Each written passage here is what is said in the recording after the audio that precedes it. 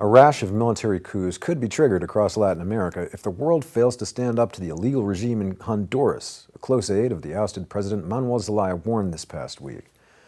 Zelaya's special advisor, Alan Fajardo, told the British Independent that, quote, "The fate of Honduras is not just the fate of Honduras, but of the Latin American continent. If we resolve this constitutionally, they will know they too have to respect democracy. If not, these dark forces will know they have a green light and the continent will become an erupting volcano.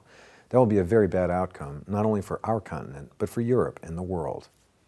The political crisis in Honduras began 4 months ago when Zelaya, the democratically elected president, was taken from his bed at gunpoint and flown out of the country by the military.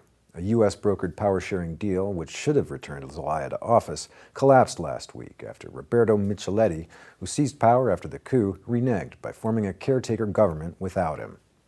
Zelaya, forced to take refuge inside the Brazilian embassy in the Honduran capital Tegucigalpa, is now calling for a boycott of the elections.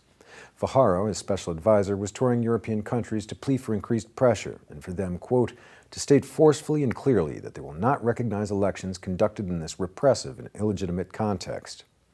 The Obama administration sparked outrage from its allies in Latin America and across the world last week after it appeared to recognize the coup regime by signaling it could accept legitimacy of the elections.